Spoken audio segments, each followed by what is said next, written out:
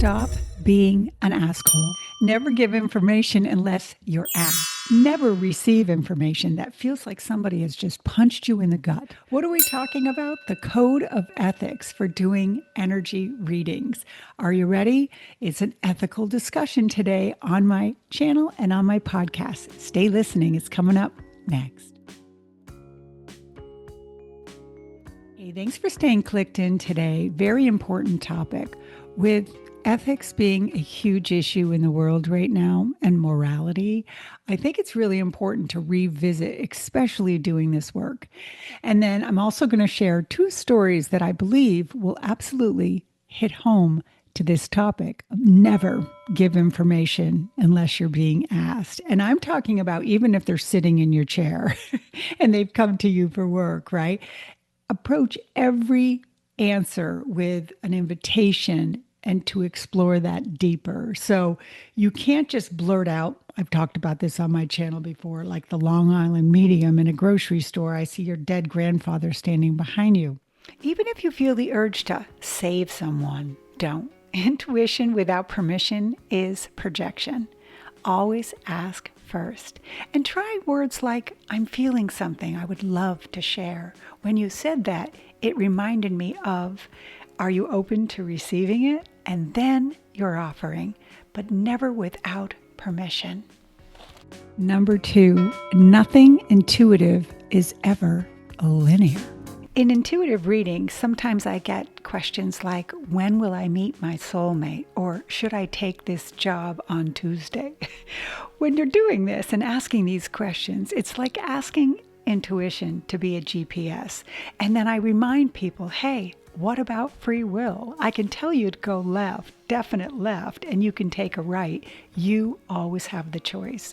So remembering that time is fluid and intuition works with symbols and feelings, never timelines. Number 3, how you receive information is just as important as the information you're receiving. Good readers know that the way the information comes through sometimes is in images and sounds and even sensations.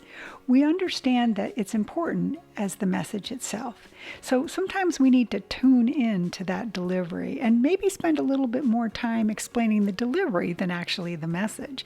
And we also understand that sometimes the metaphor is actually the message. Number 4, never speak in absolutes.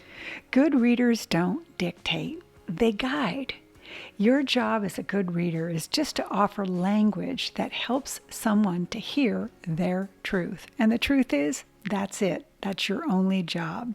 You can offer words like, here's what I'm getting. Here's what I'm seeing, or here's what I'm feeling. But then you should probably end that sentence with, and how does that feel to you? Number 5, shut down the assholes. Yep, I said it. Some people can become absolutely addicted to the information that they receive from you and from other readers. These are assholes. They only want the information, but they don't typically follow through or take the advice, or they feel like, okay, they got that answer, but now they have another question to get to, step 2. Yeah. A true red flag for both of you, actually. A good reader will always empower others to make their own choices rather than relying on them for every move you want to make.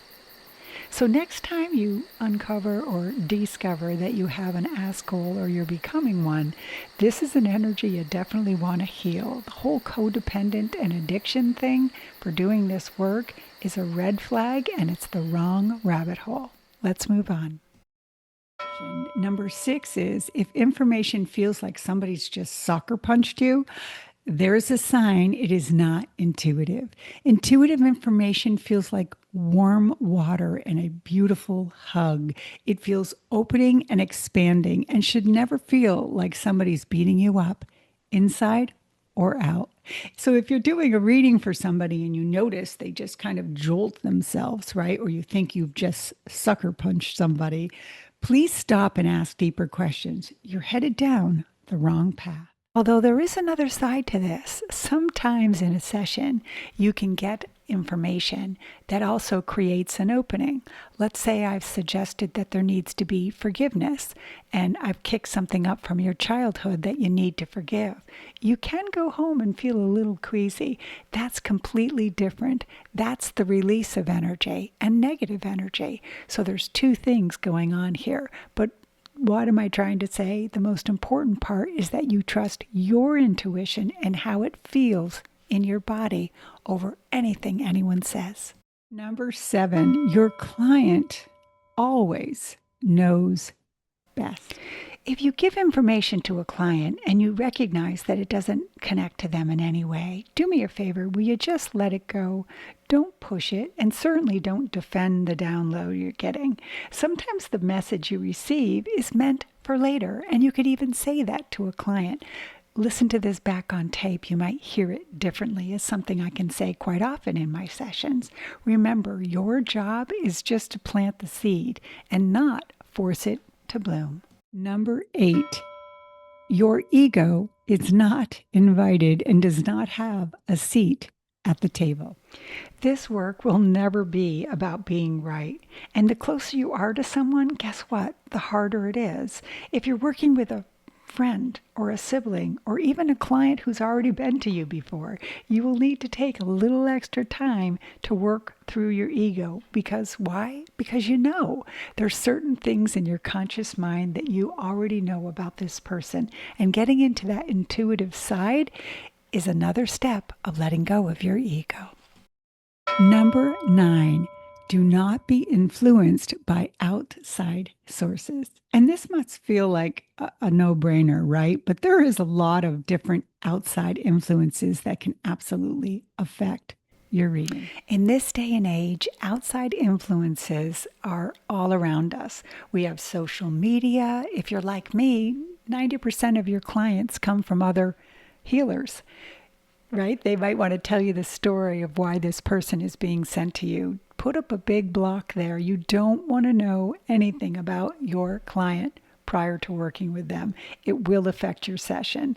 Even if people come to you and they tell you they just had a reading, don't let them tell you any information from past readings.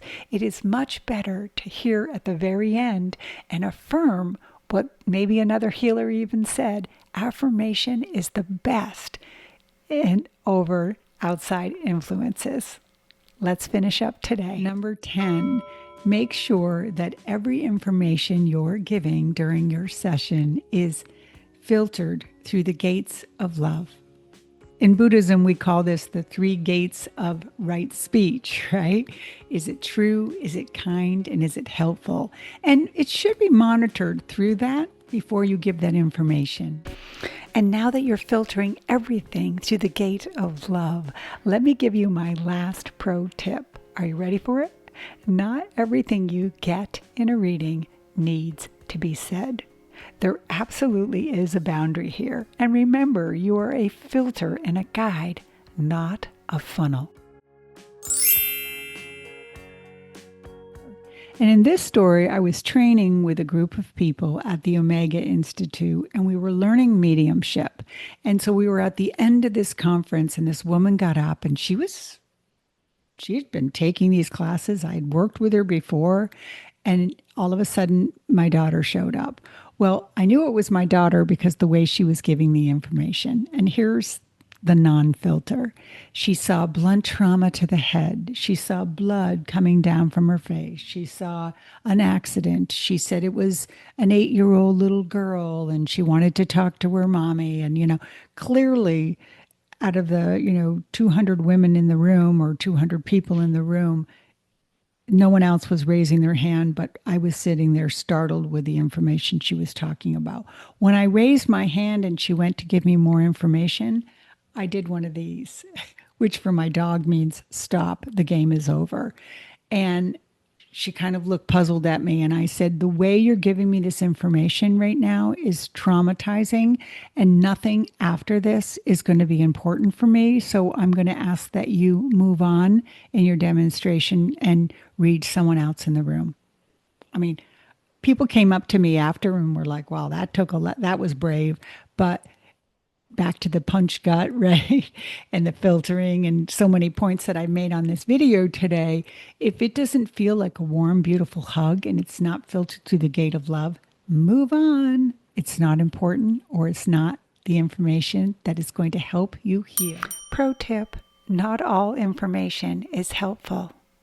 The tip here is that healing should be and is your only goal. Healing for the client.